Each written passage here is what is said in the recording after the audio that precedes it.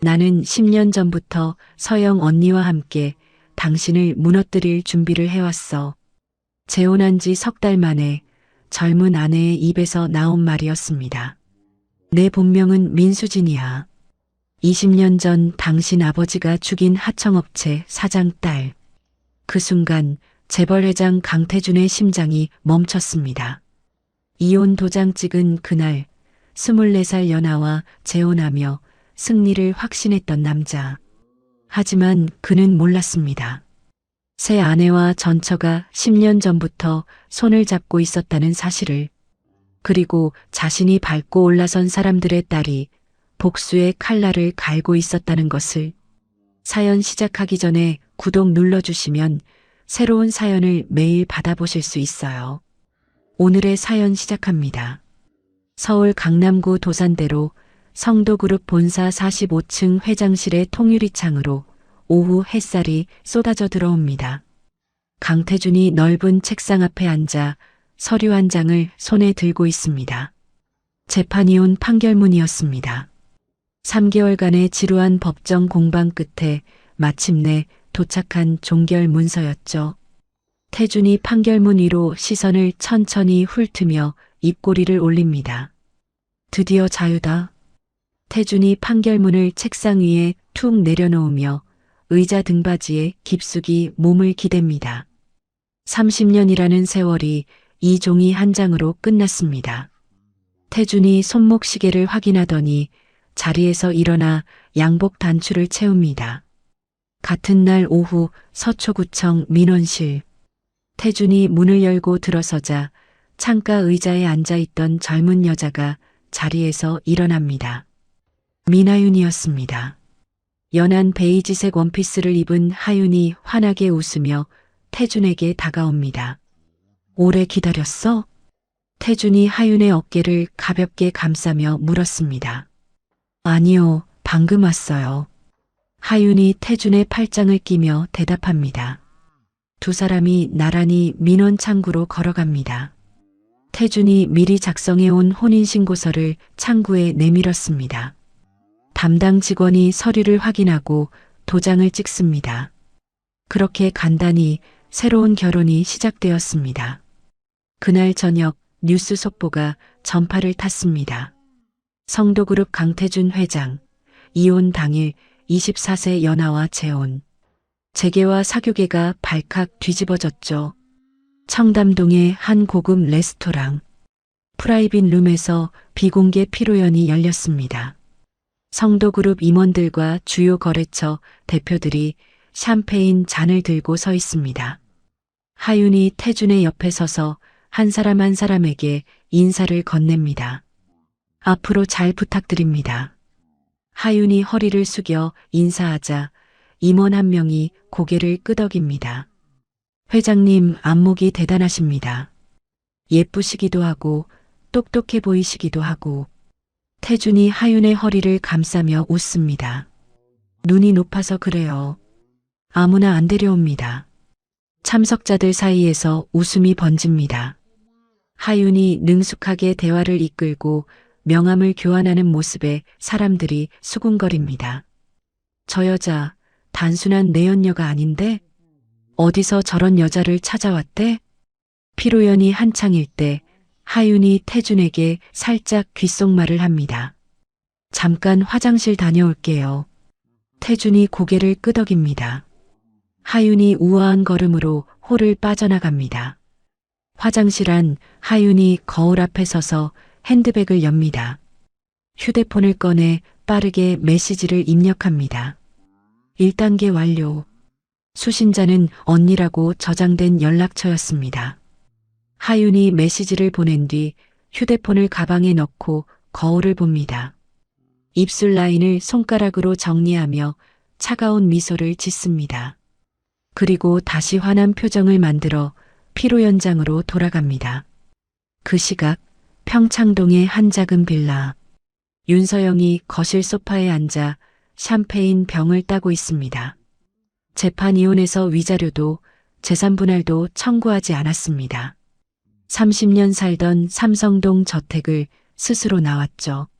서영이 혼자서 잔을 들어 올립니다. 창밖 야경이 유리잔에 반사됩니다. 서영의 입가에 차가운 미소가 번집니다.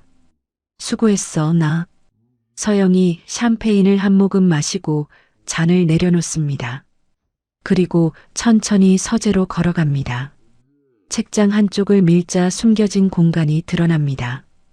그 안에는 빼곡하게 정리된 서류철과 파일들이 있었습니다. 서영이 가장 앞에 놓인 서류철을 꺼냅니다. 첫 페이지에 빨간 글씨가 선명합니다. 프로젝트 회수, 목표 강태준의 완전한 파멸. 그 아래로 연도별 실행 단계가 빼곡히 적혀 있었습니다. 서영이 손가락으로 글씨를 훑으며 중얼거립니다. 10년이 걸렸네. 10년 전 서영은 둘째 아이를 유산했습니다. 병원 침대에서 홀로 누워 천장을 바라보고 있을 때였죠. 간호사가 실수로 건넨 서류 봉투 안에서 흥신소 보고서가 나왔습니다. 남편의 외도 증거였습니다. 서영이 떨리는 손으로 사진들을 넘겼습니다. 눈물이 볼을 타고 흘러내렸죠. 그날 밤 서영은 다짐했습니다. 반드시 대가를 치르게 해주겠어. 복수를 결심한 서영은 남편의 과거를 파헤치기 시작했습니다. 숨겨진 비자금, 탈세, 불법 로비. 그러다 20년 전 성도 건설 하청업체 부도 사건 기록을 발견했습니다. 피해자 명단에서 한 이름이 눈에 들어왔습니다. 민동식, 그리고 그의 딸 민수진. 서영이 그들을 추적하기 시작했습니다. 2년이 걸렸습니다. 강남의 한 호텔 라운지. 서영이 바에 앉아 칵테일을 홀짝이고 있었습니다. 바텐더로 일하는 젊은 여자가 능숙하게 잔을 닦고 있었죠. 서영이 그 여자의 눈을 가만히 바라봅니다. 차갑게 타오르는 불꽃 같은 눈빛이었습니다. 서영이 여자에게 말을 걸었습니다. 민수진 씨 맞죠? 여자의 손이 멈췄습니다. 누구세요? 당신과 같은 사람이에요. 당신 눈에서 나와 똑같은 게 보여요. 수진이 잔을 내려놓고 서영을 똑바로 바라봅니다. 똑같은 게 뭔데요? 복수의 불꽃. 그날 이후 두 여자의 기이한 동맹이 시작되었습니다. 서영은 자신의 자금과 인맥을 총동원했습니다. 민수진의 이름을 미나윤으로 바꾸고 미국 유학 경력과 MBA 학위를 만들어 주었죠. 상류사회에 진입할 수 있는 완벽한 배경이었습니다. 재혼 직후 열린 첫 이사회. 태준이 자리에서 일어나 발언합니다. 오늘 안건 하나 추가하겠습니다. 내 아내 미나윤을 성도래저 비상임이사로 선임하는 건입니다. 회의실 안이 술렁입니다. 원로 이사 몇 명이 인상을 찌푸립니다. 하지만 태준이 강하게 밀어붙였고 안건은 통과되었습니다. 이사회가 끝난 뒤 40년 경력의 사회이사 한정수가 태준에게 다가옵니다. 회장님, 한 말씀 드려도 되겠습니까? 뭔데요, 한 이사님? 저 여자 신원조회는 해보셨습니까? 경력도 그렇고 갑자기 나타난 것도 그렇고. 태준이 손을 들어 한정수의 말을 끊습니다. 영감님, 내 여자 일에 참견하지 마시오. 한정수가 씁쓸한 표정으로 고개를 숙이고 회의실을 나갑니다. 며칠 뒤 성도그룹 상무 박중호가 회장실 문을 두드립니다. 회장님, 잠시 시간 되십니까? 들어와. 박중호가 서류 봉투를 들고 들어옵니다. 하윤 사모님 신원조회 결과입니다. 혹시 몰라서 제가 따로. 태준이 서류를 보지도 않고 손을 내젓습니다. 필요 없어. 하지만 회장님, 한 번만 확인해 보시. 태준이 서류 봉투를 집어들더니 그대로 쓰레기통에 던져넣습니다. 내가 필요 없다고 했어. 나가봐. 박중호가 입술을 깨물며 고개를 숙입니다. 알겠습니다. 박중호가 회장실을 나섭니다. 복도를 걸으며 뒤를 돌아봅니다. 그리고 다시 회장실 앞으로 돌아가 문 앞에서 잠시 망설입니다. 태준이 자리를 비운 틈을 타 안으로 들어가 쓰레기통에서 서류 봉투를 꺼냅니다. 불길한 예감이 가시지 않았습니다. 박중호가 서류를 양복 안주머니에 넣고 발걸음을 옮깁니다. 몰디브의 한 수상 빌라. 신혼여행 중인 태준과 하윤이 테라스에서 바다를 바라보고 있습니다. 태준이 하윤의 손을 잡으며 말합니다. 여기 좋지? 네, 정말 좋아요. 하윤이 미소 짓습니다. 그날 새벽 태준이 깊이 잠든 사이 하윤이 침대에서 조용히 일어납니다. 욕실로 들어가 문을 잠그고 휴대폰을 꺼냅니다. 암호화된 메시지를 보냅니다. 그는 아침마다 1시간씩 수영을 합니다. 저녁에는 와인을 2잔 이상 마시고요. 금고 비밀번호는 결혼기념일입니다. 평창동 빌라에서 서영이 메시지를 확인합니다. 꼼꼼히 읽은 뒤 수첩에 기록합니다.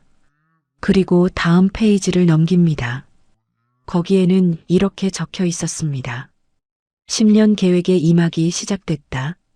재혼 2달이 지난 어느 날 아침, 태준이 회장실 책상 앞에 앉아 보고서를 읽고 있습니다. 문이 벌컥 열리며 박중호가 들어옵니다. 얼굴이 하얗게 질려 있었습니다. 회장님, 큰일 났습니다. 뭔데 그래? 인천 송도 복합단지 입찰 기밀이 유출됐습니다. 한강건설 쪽에서 우리 견적을 다 알고 있다고 합니다. 태준이 보고서를 탁 내려놓습니다. 뭐라고? 내부에 스파이가 있는 것 같습니다. 태준이 자리에서 벌떡 일어납니다. 주먹으로 책상을 내리치며 소리칩니다. 당장 전 임원 통신 기록 조사해. 누가 이 짓을 했는지 반드시 찾아내. 알겠습니다. 박중호가 고개를 숙이고 회장실을 나섭니다. 복도를 걸으며 박중호가 미간을 찌푸립니다. 조사를 맡은 박중호는 유출 경로를 추적하기 시작했습니다. 며칠 밤을 새우며 서버 기록을 뒤졌죠. 그러다 이상한 점을 발견합니다. 문제의 문서가 성도레저 공유 서버를 통해 외부로 전송된 기록이 있었습니다. 성도레저의 비상임의사는 하윤이었습니다. 박중호가 모니터 앞에서 손을 멈춥니다. 설마 증거가 확실하지 않았습니다. 회장의 새 부인을 의심한다는 것이 부담스러웠죠. 박중호가 의자에 등을 기대며 한숨을 내쉽니다. 그리고 예전에 회수해둔 신원조의 서류가 떠올랐습니다. 금고에서 서류를 꺼내 다시 펼칩니다. 하윤의 개명 전 이름 민수진. 박중호가 그 이름을 검색하기 시작합니다. 검색 결과가 화면에 뜹니다. 민수진의 아버지는 민동식. 20년 전 성도건설 하청업체 사장이었습니다. 대금 미지급으로 부도가 났고 그 직후 스스로 목숨을 끊었죠. 박중호가 화면을 바라보며 중얼거립니다. 이건 손이 떨려 마우스를 제대로 잡을 수 없었습니다. 한편 그 시각 서울 시내의 한 고급 호텔 라운지 윤서영의 대리인 최재민 변호사가 성도그룹 주요 주주 한 명과 마주 앉아 있습니다. 최재민이 서류 봉투를 테이블 위에 올려놓습니다. 이건 태준 회장 체제의 리스크 분석 보고서입니다. 한번 읽어보시죠. 주주가 봉투를 열어 서류를 꺼냅니다. 눈이 점점 커집니다. 이게 사실입니까? 모두 확인된 내용입니다. 앞으로 어떤 일이 벌어질지 모릅니다. 미리 대비하시는 게 좋을 겁니다. 최재민이 명함을 내밀며 말합니다. 연락 기다리겠습니다. 최재민은 서영의 대학 동기였습니다. 한때 서영을 짝사랑했던 인물이기도 했죠. 10년 전 서영이 복수를 결심했을 때 법률 자문을 자처하며 지금까지 그림자처럼 보좌해왔습니다. 며칠 뒤 서울 청담동의 한 찻집. 서영이 창가 자리에 앉아 차를 마시고 있습니다. 문이 열리며 한 여자가 들어옵니다. 태준의 둘째 여동생 강미란이었습니다. 언니, 오래 기다리셨어요? 미란이 서영의 맞은편에 앉으며 말합니다. 아니, 나도 방금 왔어. 서영이 미소 지으며 대답합니다. 미란이 한숨을 쉬며 가방을 내려놓습니다. 오빠한테 또 무시당했어요. 조카들 지분 관리 좀 하고 싶다고 했더니 뭐라고 했는지 알아요? 뭐라고 했는데? 여자가 무슨 경영이냐 그러더라고요. 내가 바보도 아니고. 미란이 목소리를 높입니다. 눈시울이 붉어지고 있었죠. 서영이 미란의 손을 가만히 잡아줍니다. 미란아, 내 마음 이해해. 나도 30년 동안 그 말 들으면서 살았어. 언니는 어떻게 그걸 견뎠어요? 견딘 게 아니야. 그냥 참은 거지. 미란이 서영의 눈을 바라봅니다.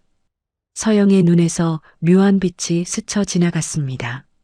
미란이 서영의 손을 꼭 잡으며 말합니다. 언니, 앞으로 자주 만나요. 언니랑 얘기하니까 마음이 좀 풀리네요. 서영이 부드럽게 웃습니다. 속으로는 다른 생각을 하고 있었죠. 이 관계를 나중을 위한 포석으로 활용하기로 마음먹습니다. 성도그룹 창립 40주년 기념 만찬. 서울 최고급 호텔 그랜드 볼룸에 수백 명의 하객이 모였습니다. 재계 인사들과 정치인, 언론인들이 샴페인 잔을 들고 담소를 나눕니다. 하윤이 태준의 팔짱을 끼고 입장합니다. 처음으로 공식 석상에 안주인으로 등장하는 순간이었죠. 사람들의 시선이 일제히 하윤에게 쏠립니다. 저 여자가 새 사모님이래. 출신이 어디라더라? 수군거리는 소리가 여기저기서 들려옵니다. 하윤이 완벽한 미소를 유지하며 하객들에게 인사합니다. 태준이 하윤의 허리를 감싸며 자랑스럽게 사람들을 소개합니다. 만찬이 한창일 때 한 여자가 하윤에게 다가옵니다. 사교계 여왕으로 불리는 오정아였습니다. 서영의 오랜 친구이기도 했죠. 사모님, 처음 뵙겠습니다. 오정아가 샴페인 잔을 들며 말합니다. 안녕하세요. 하윤이 고개를 숙여 인사합니다. 그런데 사모님은 어느 집안이세요? 아버님은 뭐 하시는 분이고요? 오정아가 눈을 가늘게 뜨며 묻습니다. 하윤의 얼굴이 순간 창백해집니다. 주변 사람들의 시선이 집중됩니다. 하윤이 잠시 입술을 깨물다가 여유롭게 웃으며 대답합니다. 저희 아버지는 일찍 돌아가셨어요. 변변찮은 집안이지만 저는 제 힘으로 여기까지 왔습니다. 오정아가 잠시 하윤을 바라보다가 고개를 끄덕입니다. 그렇군요. 대단하시네요. 오정아가 돌아서며 입꼬리를 올립니다. 하윤이 그 자리를 넘겼지만 손에 들린 샴페인 잔이 미세하게 떨리고 있었습니다. 그날 밤 삼성동 저택 욕실. 하윤이 거울 앞에 서서 자신을 바라봅니다. 화려한 드레스를 입은 모습 뒤로 21살의 민수진이 보이는 것 같았습니다. 아버지 장례식 날 검은 상복을 입고 영정사진 앞에 서 있던 자신. 하윤이 주먹을 불끈 쥡니다. 반드시 다음 주 월요일 아침. 태준이 회장실에서 커피를 마시고 있을 때 비서가 급히 들어옵니다. 회장님, 국세청에서 연락이 왔습니다. 국세청? 성도건설에 대한 세무조사를 예고 없이 통보해 왔습니다. 태준이 커피잔을 탁 내려놓습니다. 뭐, 내가 관리해둔 라인이 있는데 왜 갑자기? 태준이 당장 전화기를 집어들고 여기저기 연락을 돌립니다. 평소 같으면 한 통화로 해결됐을 일이었죠. 하지만 이번에는 어떤 통로도 작동하지 않았습니다. 태준이 전화기를 내려놓으며 이를 악뭅니다. 뭐가 어떻게 된 거야?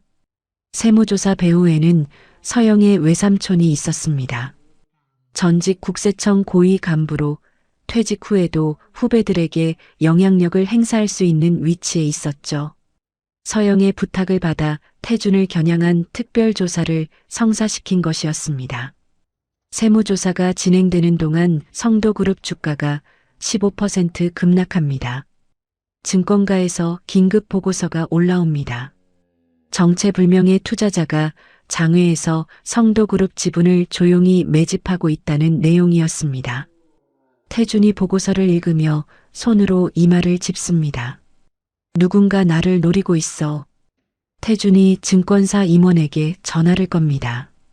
그 투자자가 누군지 당장 알아내. 하지만 답은 실망스러웠습니다. 투자자는 홍콩, 싱가포르, 영국령 버진아일랜드를 거치는 복잡한 지배구조 뒤에 숨어 있었습니다. 실체를 전혀 알 수 없었죠. 위기감이 고조되자 태준은 한 달 전부터 품어왔던 의심을 행동으로 옮기기 시작합니다. 하윤의 서재를 몰래 뒤지고 통화 기록을 확인합니다. 비서를 불러 조용히 지시합니다. 사모님 동선을 매일 보고해. 네, 알겠습니다. 같은 시각 박중호는 자신이 수집한 하윤의 과거 자료를 정리하고 있었습니다. 서류 가방에 자료를 넣고 회장실로 향합니다. 이번에는 반드시 보고하려고 마음먹었죠. 지하 주차장으로 내려가는 순간 검은 승합차가 박중호 앞에 멈춰섭니다. 차 문이 열리며 정체불명의 남자 3명이 뛰어내립니다. 박중호가 뒤로 물러서려 하지만 이미 늦었습니다. 남자들이 박중호의 입을 막고 차 안으로 끌어들입니다. 성남시 외곽의 폐공장. 박중호가 의자에 묶여 있습니다. 앞에 선 남자가 사진 한 장을 박중호의 얼굴 앞에 들이밉니다. 박중호의 동생과 조카들 사진이었습니다. 민하윤에 대해 알아낸 거 다 말해. 박중호가 이를 악뭅니다. 당신들 누구야? 말 안 하면 가족이 위험해질 거야. 3일간의 감금 끝에 박중호는 모든 것을 토해냈습니다. 풀려난 박중호가 비틀거리며 회사로 돌아옵니다. 온몸에 멍이 든 채 인사팀에 사표를 제출합니다. 태준이 박중호를 불러 추궁합니다. 중호야, 3일 동안 어디 있었던 거야? 무슨 일이야? 박중호가 고개를 숙인 채 대답합니다. 죄송합니다, 회장님. 저는 더 이상 회사에 있을 수 없습니다. 뭔 소리야? 30년을 함께 했는데. 박중호가 아무 말 없이 돌아섭니다. 그날로 인천공항에서 베트남행 비행기에 오릅니다. 태준이 공항으로 달려갔지만 박중호는 이미 출국장을 통과한 뒤였습니다. 다음 날 태준이 박중호의 사무실 금고를 열어봅니다. 안에서 서류 뭉치가 나왔습니다. 하윤에 관한 신원조의 서류와 조사 메모였습니다. 태준이 서류를 펼쳐 읽어 내려갑니다. 민수진, 민하윤으로 개명. 부친 민동식, 성도건설 하청 피해자, 20년 전 자살. 태준의 얼굴에서 핏기가 사라집니다. 손이 떨려 서류를 제대로 잡을 수 없었습니다. 태준이 의자에 털썩 주저앉으며 중얼거립니다. 이게 뭐야? 태준이 한참을 그 자리에 앉아 있다가 천천히 일어섭니다. 서류를 양복 안주머니에 넣으며 눈을 가늘게 뜹니다. 아직 추궁하면 안 돼. 더 확실한 증거가 필요해. 태준이 비서를 불러 조용히 지시합니다. 사설 탐정 알아봐. 하윤의 과거 8년 행적과 현재 교류 관계 전부 조사해 오라고 해. 박중호가 사라진 지 2주가 지났습니다. 성도그룹 임시 이사회가 소집되었습니다. 회의실에 임원들이 모여 앉아 웅성거리고 있었죠. 태준이 자리에 앉아 서류를 넘기고 있을 때 회의실 문이 열립니다. 낯선 남자가 들어섭니다. 단정한 양복에 날카로운 눈빛을 가진 중년 남자였습니다. 실례합니다. 저는 에릭 리라고 합니다. 남자가 유창한 한국어로 인사합니다. 임원들이 고개를 돌려 그를 바라봅니다. 태준이 눈을 가늘게 뜨며 묻습니다. 당신 누구요? 여기가 어디라고 함부로 들어와?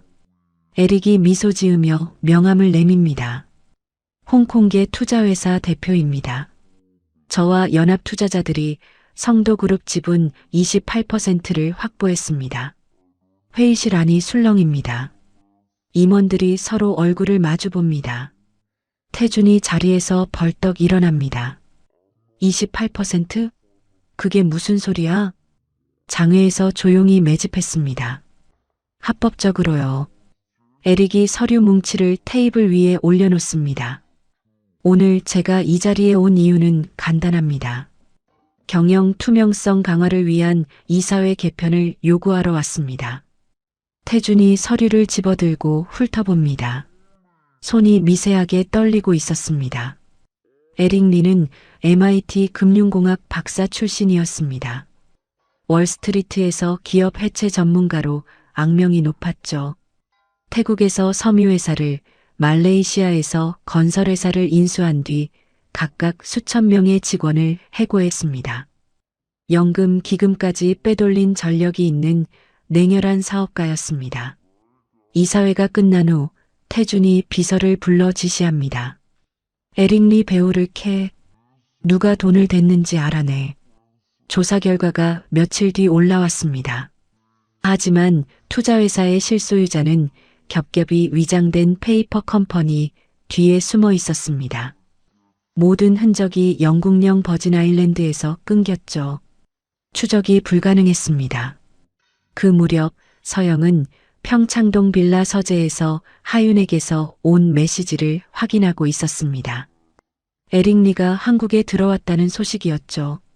서영이 고개를 갸웃거립니다. 에릭 리라. 내가 접촉한 적 없는데? 서영은 에릭에게 직접 연락한 적이 없었습니다. 하윤이 서영 몰래 에릭에게 성도그룹 취약점 분석 자료를 팔아넘긴 것이 그가 한국 시장에 뛰어든 계기였죠. 서영은 그 사실을 아직 모르고 있었습니다. 설상가상으로 공정거래위원회가 성도그룹 조사에 착수합니다. 일감 몰아주기와 계열사 부당 지원 혐의였습니다. 같은 주 검찰에서 연락이 왔습니다. 비자금 조성 혐의로 강태준 회장을 피의자 신분으로 소환한다는 통보였죠. 3면에서 동시에 공격이 쏟아졌습니다. 검찰 소환장을 받은 날 저녁, 태준이 삼성동 저택 서재에 홀로 앉아 있습니다. 벽에 걸린 액자를 바라봅니다. 30년 전 창업 당시 사진이었죠. 젊고 패기 넘치던 자신의 모습이 담겨 있었습니다. 태준이 사진을 가만히 응시하며 중얼거립니다. 이렇게 무너지는 건가? 두려움이 밀려왔습니다. 하지만 동시에 도끼가 치밀어 올랐죠. 태준이 주먹을 불끈 쥡니다. 배우를 반드시 밝혀내겠어. 며칠 뒤 태준이 고용한 사설 탐정이 보고서를 가지고 찾아옵니다. 태준이 서재에서 봉투를 받아듭니다. 찾았습니까? 네, 회장님. 2주간 조사한 결과입니다. 태준이 봉투를 뜯어 서류를 꺼냅니다. 첫 페이지를 읽는 순간 태준의 얼굴이 굳어집니다. 하윤이 최근 8년간 평창동의 한 빌라를 정기적으로 방문해 왔습니다. 그 빌라의 소유자는 윤서영입니다. 태준이 손으로 이마를 짚습니다. 다음 페이지를 넘깁니다. 하윤과 서영이 함께 찍힌 CCTV 사진이 있었습니다. 두 사람이 나란히 앉아 식사하는 레스토랑 영수증 사본도 첨부되어 있었죠. 태준의 손이 떨려 서류를 제대로 잡을 수 없었습니다. 서영이, 하윤이랑 태준이 의자에 털썩 주저앉습니다. 머릿속이 하얘집니다. 그날 밤 태준이 여동생 미란에게 전화를 겁니다. 미란아, 나야. 부탁이 있어. 무슨 부탁인데요, 오빠? 내 지분 위임장 좀 써줘. 지금 상황이 급해. 전화기 너머로 잠시 침묵이 흐릅니다. 미란이 차가운 목소리로 대답합니다. 못해요. 뭐? 왜? 오빠가 평소에 나한테 어떻게 했는지 생각해봐요. 여자가 무슨 경영이냐 그랬잖아요. 미란아, 지금 그런 얘기할 때가 아니야. 저도 더 할 말 없어요. 끊을게요. 전화가 끊어집니다. 태준이 전화기를 내려다보며 이를 악뭅니다. 사실 미라는 서영에게서 미리 조언을 받아두었습니다. 태준이 지분 위임을 요청하면 거절하라고, 대신 나중에 더 큰 것을 얻을 수 있다고. 미라는 그 말을 믿기로 했습니다. 태준이 이번에는 첫째 여동생 미정에게 전화를 겁니다. 신호음이 2번 울리고 끊어집니다. 다시 겁니다. 이번에도 끊어집니다. 태준이 전화기를 책상 위에 내던집니다. 나한테 가족도 없는 거야.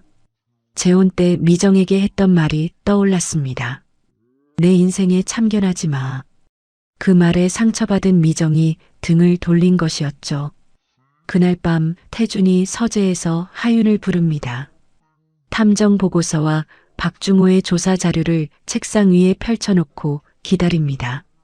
문이 열리고 하윤이 들어옵니다. 부르셨어요? 하윤이 웃으며 다가옵니다. 태준이 차갑게 말합니다. 가방 내려놔. 네, 가방 내려놓으라고. 하윤의 표정이 살짝 굳어집니다. 가방을 책상 위에 내려놓습니다. 태준이 가방을 열어 휴대폰을 꺼냅니다. 연락처 목록을 확인합니다. 언니라고 저장된 번호가 있었습니다. 태준이 그 번호를 서류와 대조합니다. 서영의 평창동 빌라 전화번호와 일치했습니다.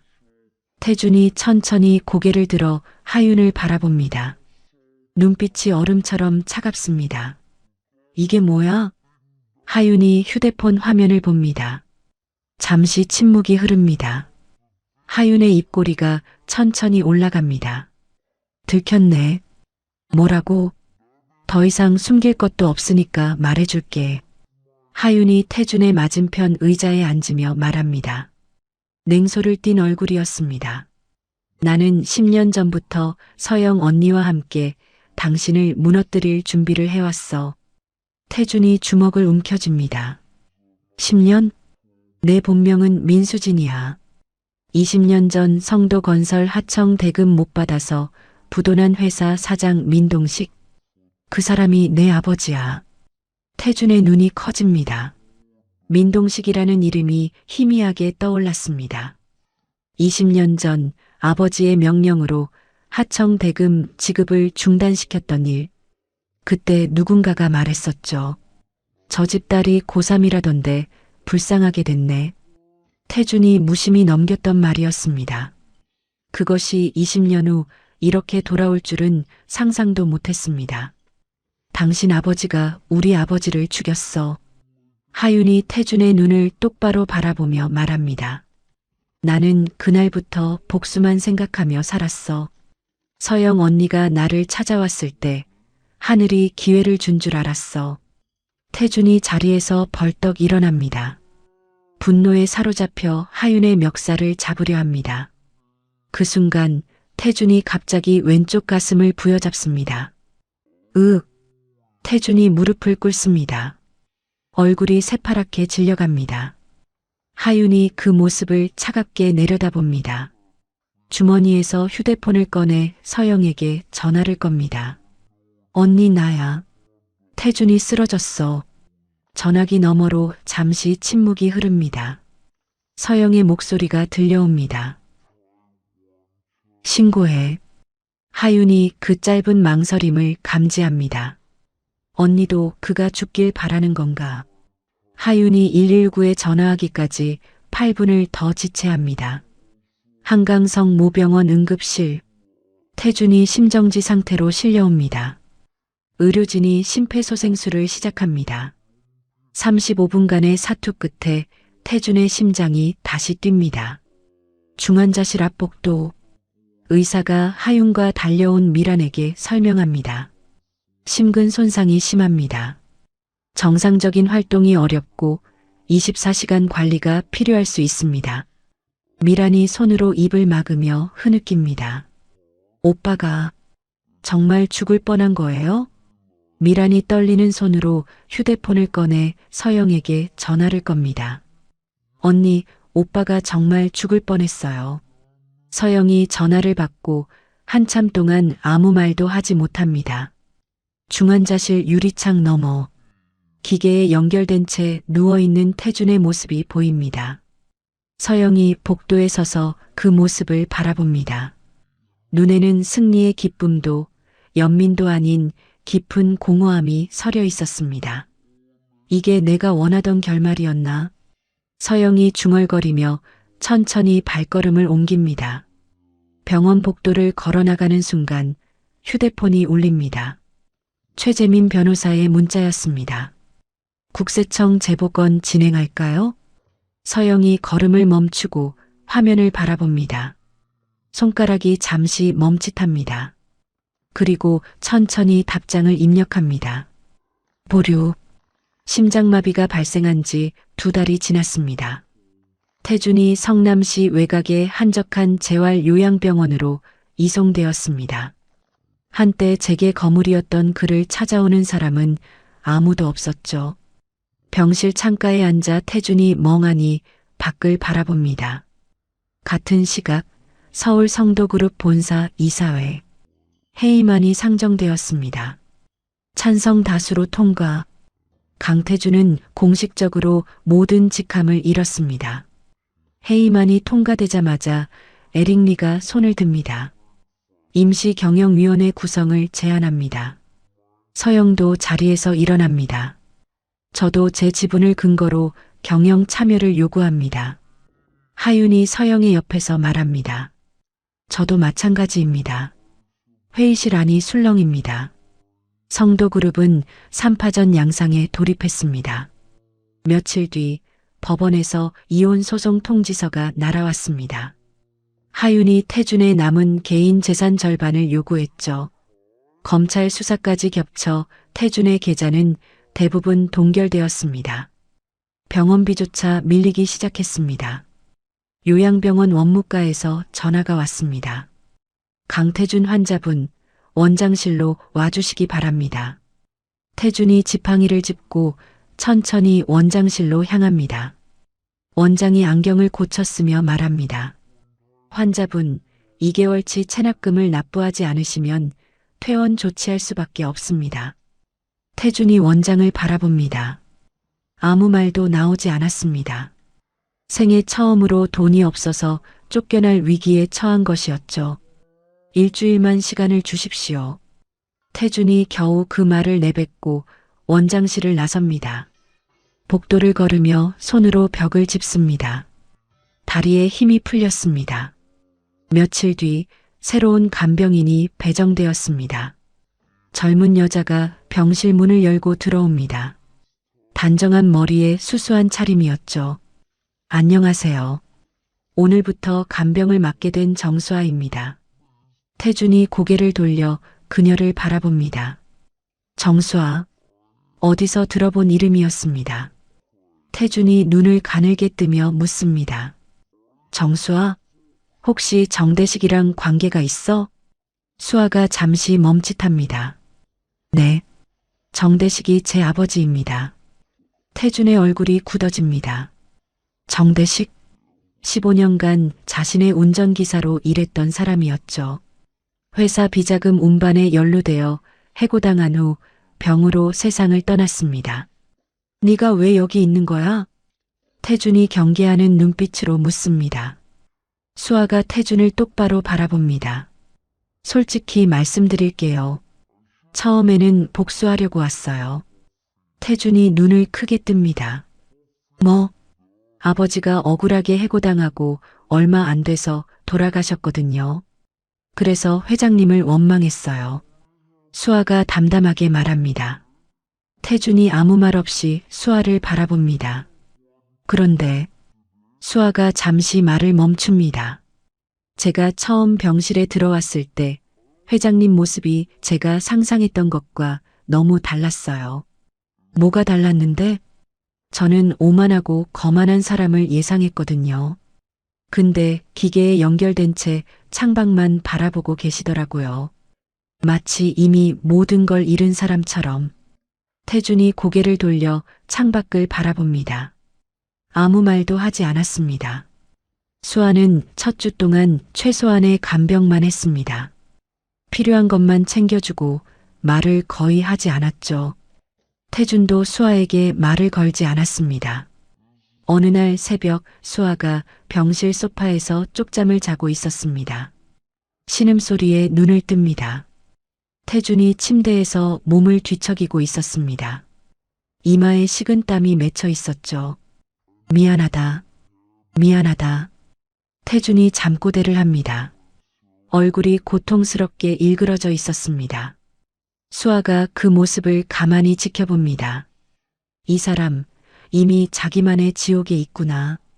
수아가 속으로 중얼거립니다. 복수를 해야 할지 말아야 할지 혼란스러웠습니다. 일주일이 지났습니다. 수아가 태준에게 물컵을 건네며 말합니다. 제가 누군지 이미 아시잖아요. 왜 간병인 교체를 요청 안 하세요? 태준이 물을 한 모금 마시고 대답합니다. 교체해봤자 달라질 게 뭐 있어. 어차피 나한테 원한 있는 사람이 한둘이 아닐 텐데. 수아가 잠시 태준을 바라봅니다. 아버지가 돌아가시기 전에 그러셨어요. 뭐라고? 그분도 사람인데 언젠가 힘들 때가 오면 도와드려라. 그러셨어요. 태준이 수아를 바라봅니다. 눈빛이 흔들리고 있었습니다. 그리고 수아가 잠시 말을 멈춥니다. 지금 회장님을 보니까 아버지 말씀이 맞았던 것 같아요. 복수해봤자 저만 더러워질 것 같아서요. 태준의 눈시울이 붉어집니다. 고개를 돌려 창밖을 바라봅니다. 어깨가 미세하게 떨리고 있었습니다. 한편 그 시각 서울. 서영과 하윤 사이에 균열이 생기고 있었습니다. 서영의 평창동 빌라 거실에서 두 사람이 마주 앉아 있습니다. 하윤아, 우리 목표는 태준을 끌어내리는 것이었어. 그건 달성했잖아. 서영이 차분하게 말합니다. 그런데요? 에릭 리한테 계열사 매각하는 건 안 돼.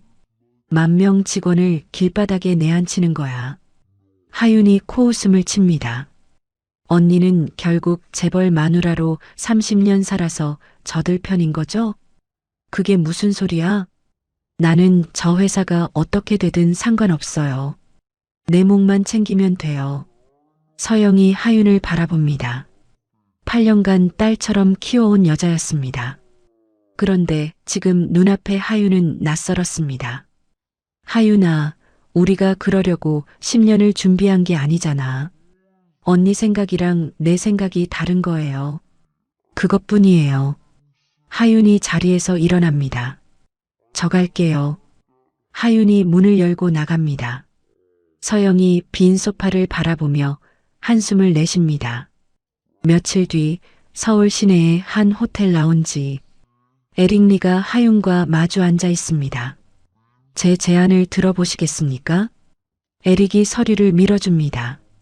서영을 몰아내면 매각 대금의 20%를 드리겠습니다. 하윤이 서류를 집어듭니다. 숫자를 확인합니다.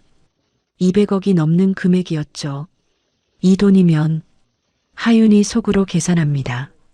치매를 앓는 어머니를 모시고 해외에서 새 삶을 시작할 수 있는 돈이었습니다. 생각해 볼게요. 하윤이 대답합니다. 에릭이 미소 짓습니다. 현명한 선택을 하시길 바랍니다. 하윤이 호텔을 나서며 걸음을 멈춥니다. 8년간 자신을 키워주고 신분을 만들어준 서영의 얼굴이 떠올랐습니다.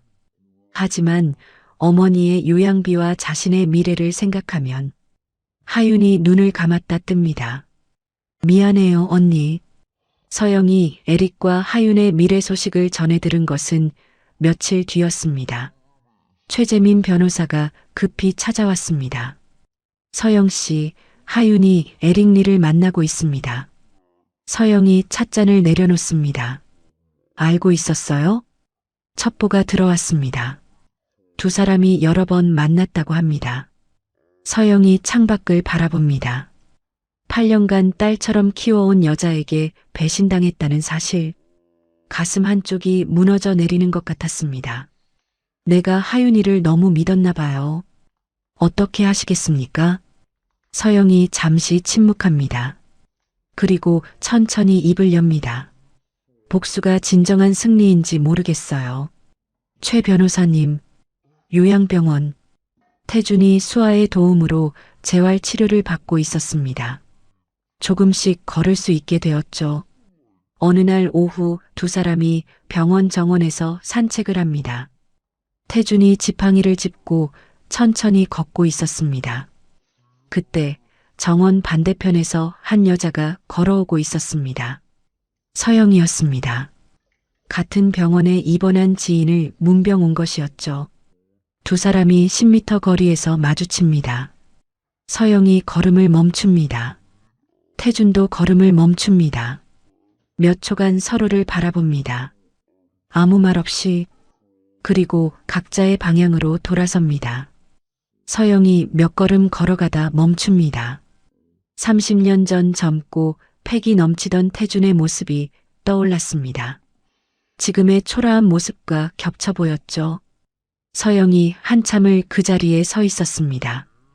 그날 밤 병실. 태준이 침대에 앉아 수아에게 말합니다. 내가 살아온 방식이 얼마나 많은 사람을 다치게 했는지 이제야 알겠어. 수아가 의자에 앉아 듣고 있습니다.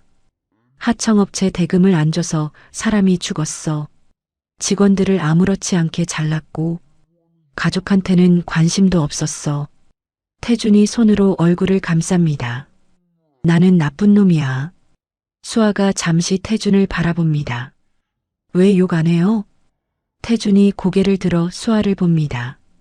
지금 회장님은 스스로를 충분히 벌주고 계시잖아요.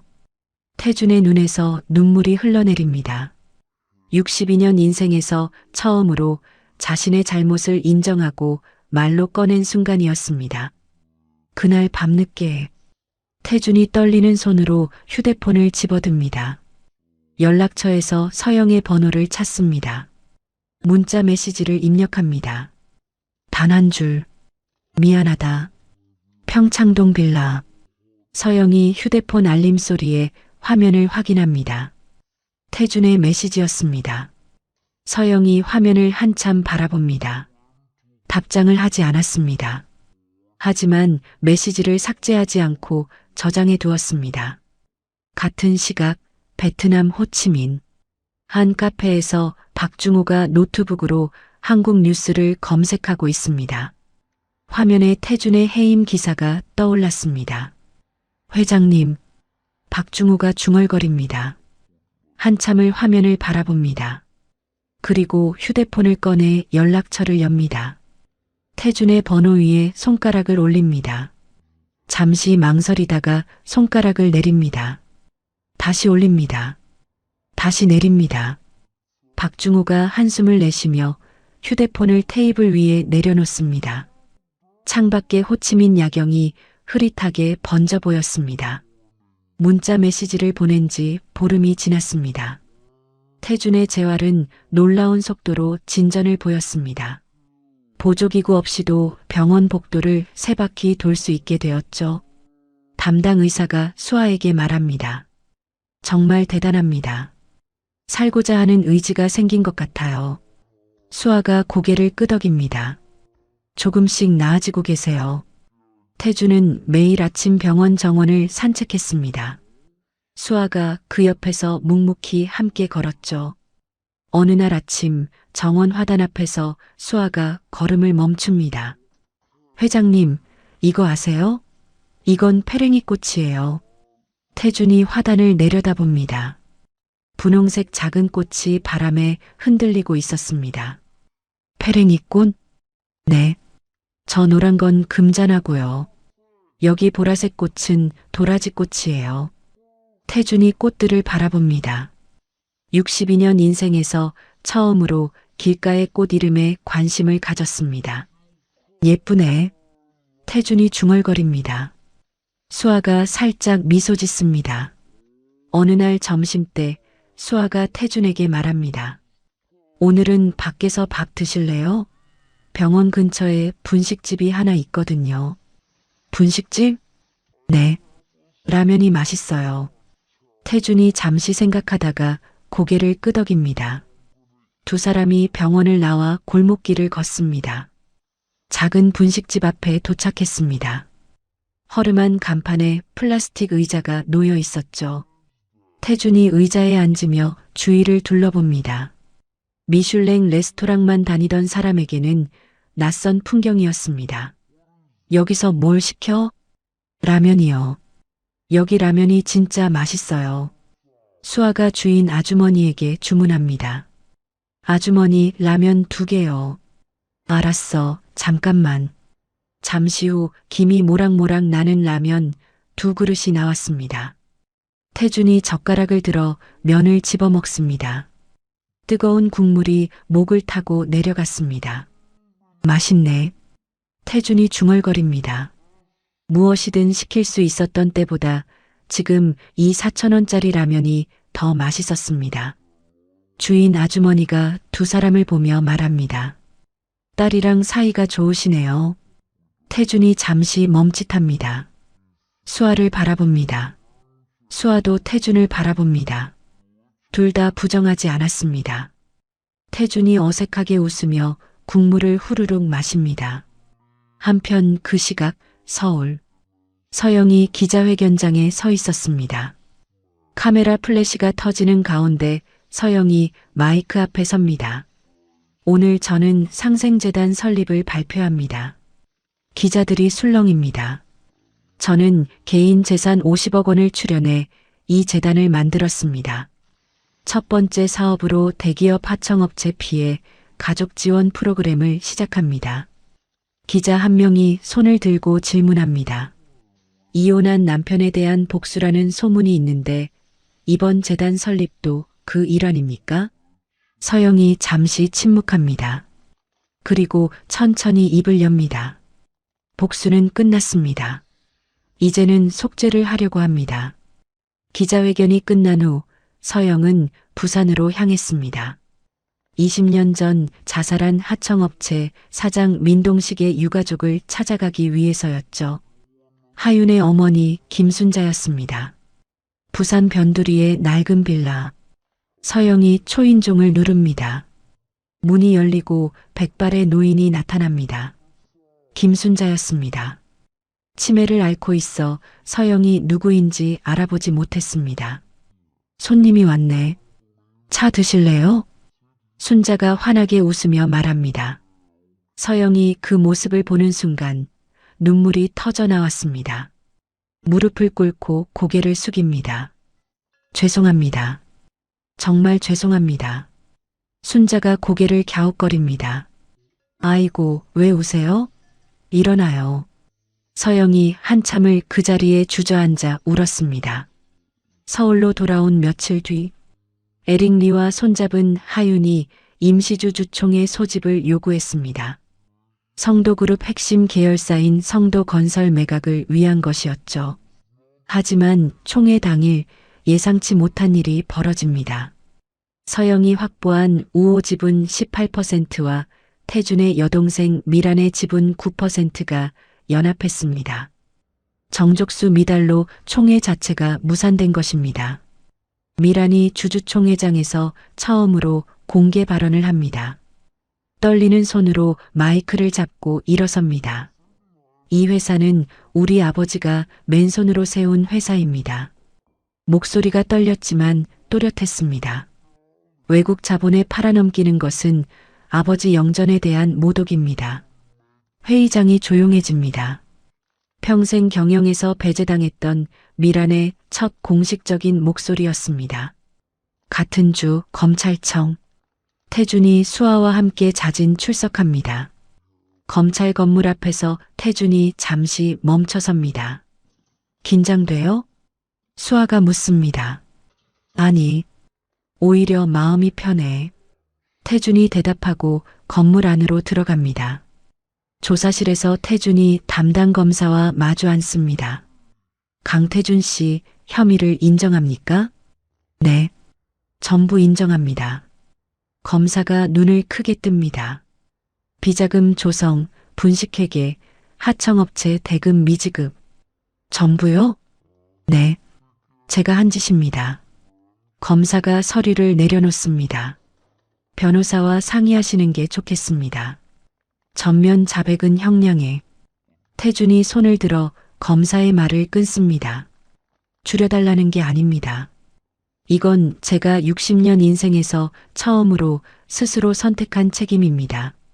검사가 잠시 태준을 바라봅니다. 그리고 고개를 끄덕입니다. 알겠습니다. 피해자 배상 계획은 있습니까? 남은 재산 전부를 피해자 배상에 쓰겠습니다. 조사가 끝나고 태준이 검찰 건물을 나섭니다. 수아가 입구에서 기다리고 있었습니다. 기자들이 달려와 카메라를 들이댑니다. 플래시가 터집니다. 강태준 전 회장님, 한 말씀 해주십시오. 태준이 카메라를 바라보며 담담하게 말합니다. 이제야 사람답게 살아보려 합니다. 그날 저녁 뉴스톱으로 보도되었습니다. 인터넷에서는 반응이 엇갈렸죠. 재벌의 반성쇼다. 아니, 저 정도면 진정한 참회 아니야? 며칠 뒤 피해자 가족 3명이 인터뷰를 했습니다. 강태준이 직접 찾아와서 무릎 꿇고 사과했어요. 진심으로 뉘우치는 것 같았습니다. 여론이 서서히 태준 쪽으로 기울기 시작했습니다. 평창동 빌라. 서영이 거실 소파에 앉아 뉴스를 보고 있었습니다. 태준이 검찰 앞에서 인터뷰하는 장면이 나왔습니다. 서영이 리모컨을 내려놓고 서랍으로 걸어갑니다. 서랍을 열어 낡은 사진 한 장을 꺼냅니다. 30년 전 결혼식 사진이었습니다. 젊고 패기 넘치던 태준의 얼굴. 서영이 손가락으로 사진 속 태준의 얼굴을 쓰다듬습니다. 내가 복수한 건 저 사람이 아니라 변해버린 그 사람의 껍데기였을지도 몰라. 서영이 중얼거리며 한참을 멍하니 앉아 있었습니다. 요양병원. 퇴원을 앞둔 태준이 병실에서 짐을 정리하고 있습니다. 수아가 옆에서 돕고 있었죠. 태준이 짐을 멈추고 수아를 바라봅니다. 수아야. 네. 내가 어디서 살든 함께 해줄 수 있겠어? 수아가 손을 멈춥니다. 태준을 바라봅니다. 잠시 침묵이 흐릅니다. 생각할 시간을 주세요. 그래. 천천히 생각해. 환자분이 아니라 한 사람으로 알아가고 싶어요. 그러려면 시간이 필요해요. 태준이 고개를 끄덕입니다. 완전한 승낙은 아니었지만 가능성의 문은 열려 있었습니다. 그날 밤 수아의 작은 원룸. 아버지 정대식의 영정사진 앞에 수아가 앉아 있습니다. 향에 불을 붙이며 중얼거립니다. 아버지, 저 이상한 거 맞죠? 원수의 손을 잡으려 하다니. 영정사진 속 아버지가 웃고 있었습니다. 수아가 한참을 앉아 있다가 다시 말합니다. 근데 아버지라면 이해하셨을 것 같아요. 수아가 향을 꽂고 두 손을 모읍니다. 같은 시각 서울 시내의 한 호텔. 에릭 리가 하윤과 마주 앉아 있습니다. 에릭의 표정이 굳어 있었습니다. 주주총회가 무산됐어. 서영 때문이야. 하윤이 고개를 숙입니다. 제가 더 노력할게요. 노력? 그런 걸로 안 돼. 에릭이 서류를 테이블 위에 던집니다.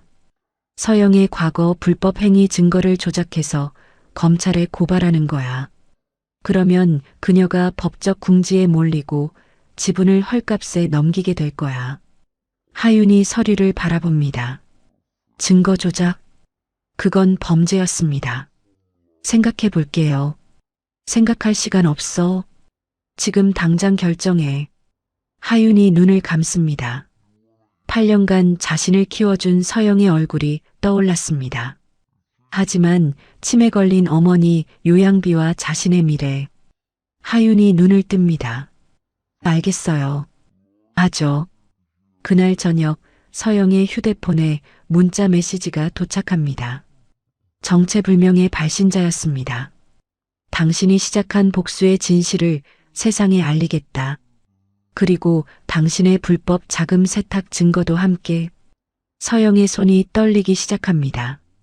10년간 쌓아온 모든 것이 무너질 수 있다는 공포가 밀려왔습니다. 서영이 즉시 최재민 변호사에게 전화를 겁니다. 최 변호사님 급해요. 우리 쪽 자금 흐름에 문제가 있었어요? 없습니다. 전부 합법적으로 처리했습니다. 그럼 이 협박 메시지는 뭐예요? 최재민이 잠시 침묵합니다. 누군가 조작하려는 것 같습니다. 방어 준비하겠습니다. 서영이 전화를 끊고 창밖을 바라봅니다. 서울의 야경이 흐릿하게 번져 보였습니다. 협박 메시지를 받은 다음 날 아침, 주요 인터넷 커뮤니티와 SNS에 폭로글이 동시다발적으로 올라옵니다. 제목은 전 재벌 부인의 복수국 전말이었습니다. 서영이 내연녀와 공모해 남편을 파멸시켰다는 내용이었죠. 조작된 해외 송금 내역까지 첨부되어 있었습니다. 순식간에 퍼져나갔습니다. 폭로글에는 녹음 파일도 첨부되어 있었습니다. 8년 전 서영과 하윤이 처음 만났을 때 나눈 대화였죠. 반드시 그를 무너뜨려야 해요. 서영의 목소리가 선명하게 담겨 있었습니다. 하윤이 첫 만남부터 몰래 녹음해둔 것이었습니다. 여론이 급격히 돌아섰습니다. 음모의 여왕, 독부, 서영에게 온갖 비난이 쏟아졌습니다. 상생재단에서 기업 후원자들이 대거 이탈했습니다. 재단 운영 자체가 위기에 처했죠. 서영의 평창동 빌라 앞에 기자들이 진을 쳤습니다. 초인종이 쉴 새 없이 울렸습니다. 일부 과격한 누리꾼들이 서영의 주소를 공유했습니다. 협박 메시지와 오물 배달이 쏟아졌죠.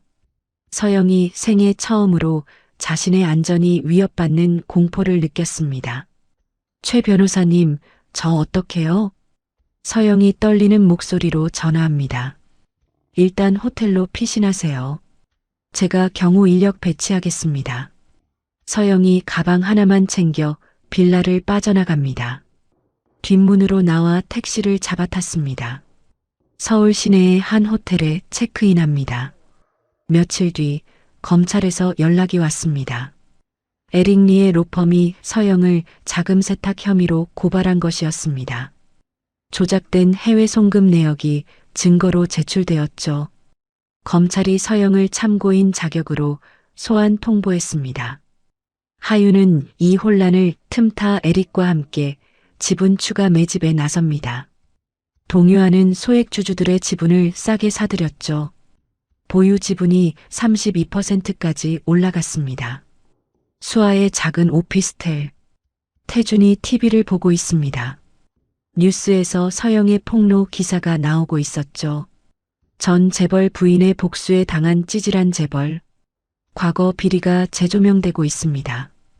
태준의 과거까지 다시 도마 위에 올랐습니다. 태준을 시간제 강사로 고용하려던 지역 학원에서 전화가 왔습니다. 죄송합니다. 여론이 좋지 않아서 채용을 철회하게 됐습니다. 네, 이해합니다. 태준이 담담하게 대답합니다. 전화를 끊고 한참을 창밖만 바라봤습니다. 수아가 말없이 다가와 따뜻한 율무차 한 잔을 내려놓습니다. 태준이 고개를 돌려 수아를 바라봅니다. 고마워. 드세요. 몸에 좋아요. 태준이 찻잔을 손에 감싸줍니다. 온기가 손끝으로 전해졌습니다. 며칠 뒤 태준이 서영이 묵고 있는 호텔을 찾아갑니다. 프런트에서 전화를 걸어 서영에게 알렸습니다. 강태준이라는 분이 찾아오셨는데요. 잠시 후 서영이 로비로 내려옵니다. 두 사람이 로비 한쪽 소파에 마주 앉습니다. 왜 왔어요? 서영이 차갑게 묻습니다. 이 상황을 함께 정리하고 싶어서. 함께? 당신이? 서영이 코웃음을 칩니다. 에릭리와 하윤에 대해 내가 아는 게 있어. 도움이 될 수 있어. 당신이 도와줄 처지가 아니잖아요. 그리고 당신 도움은 받고 싶지 않아요. 서영이 자리에서 일어섭니다. 돌아가세요. 태준이 아무 말 없이 고개를 숙입니다. 서영이 엘리베이터를 타고 올라갑니다. 객실로 돌아온 서영이 창밖을 바라봅니다. 중얼거립니다. 왜 하필 지금 와서 도우려는 거야? 10년 전에 한 번이라도 그랬으면. 목소리에는 분노보다 지친 원망이 더 많이 담겨 있었습니다. 최재민 변호사가 서영을 찾아옵니다. 호텔 객실에서 두 사람이 마주 앉습니다. 에릭 리의 과거를 조사해 봤습니다. 최재민이 서류를 꺼냅니다. 태국에서 섬유회사를 인수한 뒤 2,000명을 해고했습니다. 말레이시아에서는 건설회사를 인수하고 3,000명을 잘랐고요. 연금, 기금까지 빼돌린 전력이 있습니다. 서영이 서류를 받아 읽습니다. 이런 사람이었군요. 국제기사에 다 나와 있습니다. 이걸로 여론전을 펼칠 수 있습니다. 서영이 고개를 끄덕입니다. 준비해 주세요. 같은 시각 하윤이 에릭의 호텔 스위트룸에서 노트북을 보고 있습니다. 화면에 에릭의 과거 기사가 떠 있었습니다. 태국과 말레이시아에서 저지른 일들이 낱낱이 적혀 있었죠. 하윤의 얼굴이 굳어집니다. 이 사람 나를 이용만 하고 버릴 수도 있겠다. 하윤이 속으로 생각합니다. 하지만 이미 너무 깊이 발을 담갔습니다. 증거 조작에 가담한 상태였죠. 빠져나올 수 없었습니다. 에릭이 욕실에서 나오며 말합니다. 무슨 생각해? 아무것도 아니에요. 하윤이 노트북을 닫습니다. 에릭이 하윤의 어깨에 손을 올립니다. 계획대로만 하면 당신은 200억을 갖고 어디서든 새 인생을 시작할 수 있어. 에릭이 하윤의 귀에 대고 속삭입니다. 하지만 배신하면 증거 조작 공범으로 당신도 감옥에 가. 알지? 하윤이 손을 꽉 움켜쥡니다. 자신이 만든 덫에 자신이 걸렸다는 것을 깨달았습니다. 며칠 뒤 최재민 변호사가 서영에게 급히 연락을 취해옵니다. 서영 씨, 중요한 걸 발견했습니다. 뭔데요? 성도그룹 지주회사 정관을 검토하다가 조항 하나를 찾았습니다. 최재민이 서류를 펼칩니다. 정관 제47조입니다. 창업주 직계 혈족이 보유하거나 위임한 지분에 대해서는 일정 조건 하에 의결권이 1.5배로 인정됩니다. 서영이 눈을 크게 뜹니다. 차등 의결권이요? 네.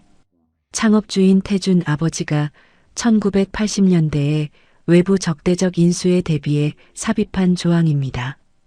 당시에는 합법이었고 정관 개정이 이루어지지 않아서 여전히 유효합니다. 서영이 서류를 받아 읽습니다. 만약 태준에게 다른 직계 후손이 있다면 지분 싸움의 판도가 완전히 달라집니다. 서영이 잠시 생각에 잠깁니다. 그리고 최재민에게 말합니다. 태준을 만나야겠어요. 다음 날 서영과 최재민이 수아의 오피스텔을 찾아갑니다. 태준이 문을 열고 두 사람을 맞이합니다. 앉아요. 세 사람이 거실에 둘러앉습니다. 최재민이 정관 조항을 설명합니다. 태준이 서류를 읽으며 고개를 끄덕입니다. 이런 조항이 있었군. 직계 후손이 있으면 에릭 리를 막을 수 있습니다. 혹시? 최재민이 말을 멈춥니다. 태준이 한참 동안 아무 말도 하지 않습니다. 그리고 천천히 입을 엽니다. 30년간 숨겨온 비밀이 하나 있어. 서영이 태준을 바라봅니다. 결혼 직전에 첫사랑 김영희와의 사이에서 아들이 태어났어. 서영의 눈이 커집니다. 뭐라고요? 아버지가 강압적으로 막았어. 가난한 공장 노동자 딸의 자식은 강씨 족보에 올릴 수 없다고 100만 원을 쥐어주고 떠나게 했어. 태준의 목소리가 떨립니다. 그 아이가 지금 어디서 뭘 하는지 전혀 몰라. 서영이 말을 잃습니다. 30년 결혼 생활 동안 한 번도 들어보지 못한 이야기였습니다.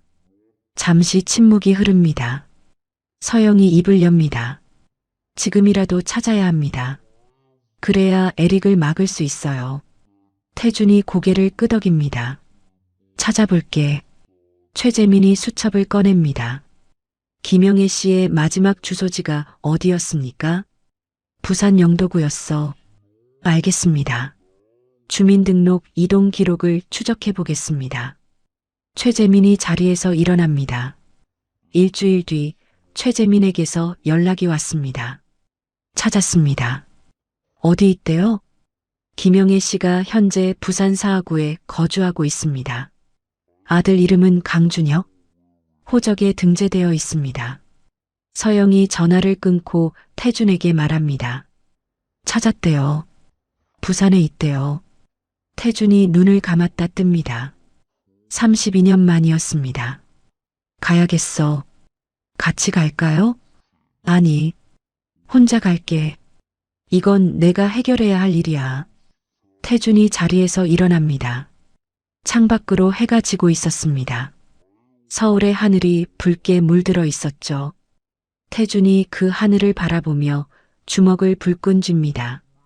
준혁아, 아빠가 간다. 3주간의 추적 끝에 최재민 변호사가 상세한 정보를 보내왔습니다. 강준혁이 부산 사하구에서 작은 철물점을 운영하고 있었습니다. 뇌졸중 후유증을 앓는 어머니 김영희를 모시고 살고 있었죠. 태준이 서울역에서 부산행 KTX에 올랐습니다. 창밖으로 풍경이 빠르게 스쳐 지나갑니다. 태준이 창밖을 바라보며 32년 전을 떠올립니다. 아버지의 서재였습니다. 아버지가 책상 앞에 앉아 태준을 노려보고 있었죠. 저 여자와 헤어지지 않으면 넌 상속에서 제외다. 태준이 고개를 숙이고 있었습니다. 아버지, 영희가 임신했습니다. 아이가. 그래서 어쩌라고?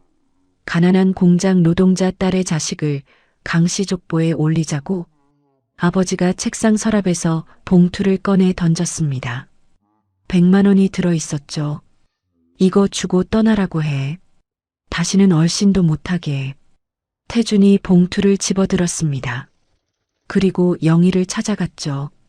영희가 배를 감싸며 태준을 바라보고 있었습니다. 태준 씨, 무슨 일이에요? 태준이 봉투를 영희의 손에 쥐어주며 말했습니다. 미안해. 잘 살아. 그리고 돌아섰습니다. 영희의 울음소리가 등 뒤에서 들려왔습니다.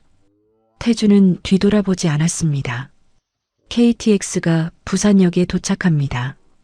태준이 자리에서 일어나며 고개를 흔듭니다. 과거의 기억을 털어내려는 것처럼 택시를 타고 사하구로 향합니다. 좁은 골목길을 지나 작은 철물점 앞에 도착했습니다. 낡은 간판에 준혁 철물이라고 적혀 있었죠. 태준이 택시에서 내려 철물점을 바라봅니다. 심장이 빠르게 뛰었습니다. 철물점 안으로 들어갑니다. 목과 나사, 공구들이 진열대에 빼곡히 놓여 있었습니다. 카운터 뒤에서 한 남자가 고개를 듭니다. 32살의 강준혁이었습니다. 태준의 젊은 시절과 닮은 얼굴이었죠. 어서 오세요. 뭐 찾으시는 거 있으세요? 준혁이 물었습니다. 태준이 아무 말도 하지 못합니다. 그냥 준혁의 얼굴을 바라봤습니다. 손님? 준혁이 고개를 갸웃거립니다. 태준이 겨우 입을 엽니다. 준혁아. 준혁의 표정이 굳어집니다. 제 이름을 어떻게 아세요?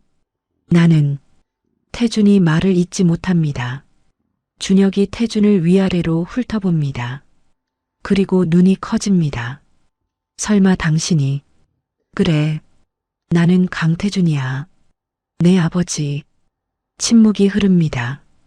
준혁의 얼굴이 빨갛게 달아오릅니다. 주먹을 불끈 쥡니다. 뭐하러 왔어요? 32년 만에 양심이라도 생겼어요? 준혁아, 나는.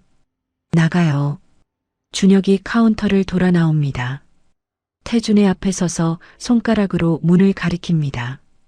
당장 나가라고요. 태준이 고개를 숙입니다. 미안하다. 미안하다고요? 그 말 한마디로 32년이 사라져요? 준혁의 목소리가 떨립니다. 엄마가 얼마나 고생했는지 알아요? 미혼모라고 손가락질 받으면서 새벽 시장 일하고 식당 설거지하고 나는 학교에서 아빠 없는 놈이라고 맨날 맞았어요. 태준이 아무 말도 하지 못합니다. 32년 동안 한 번도 안 찾아왔으면서 이제 와서 뭔데요? 돈이 필요해요? 아니면 뭐예요? 아무것도 아니야. 그냥 내 얼굴이 보고 싶었어. 준혁이 코웃음을 칩니다. 웃기지 마세요. 나가요. 다시는 오지 마세요. 태준이 천천히 돌아섭니다. 철물점을 나와 거리에 섭니다. 하늘에서 비가 내리기 시작합니다. 태준이 비를 맞으며 철물점 앞에 서 있습니다.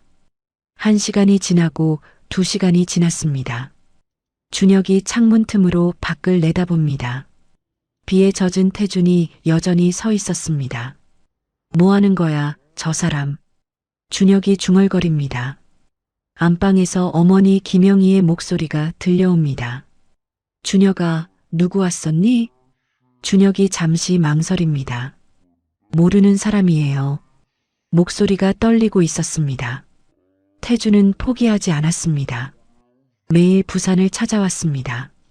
철물점 앞에서 기다렸죠. 둘째 날도, 셋째 날도, 넷째 날도, 5째 날 오후, 준혁이 철물점 문을 열고 나옵니다. 왜 자꾸 와요? 내 얼굴이 보고 싶어서. 돈이 필요하면 말해요. 줄 테니까 그만 와요. 돈 필요 없어. 그럼 뭔데요? 대체 뭘 바라는 건데요? 태준이 준혁을 바라봅니다. 아무것도 안 바라. 그냥 여기 서 있을게. 네가 허락할 때까지. 준혁이 이를 악뭅니다. 돌아서서 철물점 안으로 들어갑니다. 문을 쾅 닫았습니다. 일주일째 되는 날, 철물점 문이 열리고 한 여자가 지팡이를 짚고 나옵니다. 백발의 김영희였습니다. 60세였지만 병 때문에 더 늙어 보였습니다. 태준이 영희를 바라봅니다. 32년 전의 모습이 겹쳐 보였습니다. 태준 씨? 영희가 태준을 알아봅니다. 영희 씨. 태준이 겨우 말을 꺼냅니다. 영희가 태준에게 다가옵니다. 안으로 들어와요. 차라도 한잔해요. 하지만 괜찮아요. 들어와요. 영희가 태준의 손을 잡고 철물점 안으로 이끕니다. 준혁이 카운터에서 일어나며 소리칩니다. 엄마, 뭐 하는 거야? 준혁아, 잠깐만. 영희가 준혁을 말리고 태준을 안쪽 방으로 안내합니다. 작은 거실에 소파가 놓여 있었습니다. 영희가 차를 끓여 태준 앞에 놓습니다. 많이 변했네요. 영희가 태준을 바라보며 말합니다. 미안해요. 정말 미안해요. 태준이 고개를 숙입니다. 32년 전에 그러지 말았어야 했는데. 지난 일이에요. 영희가 담담하게 말합니다. 준혁이가 어릴 때 아빠 찾으면 뭐라고 할까 물었어요. 그때마다 좋은 사람이었다고 말해줬어요.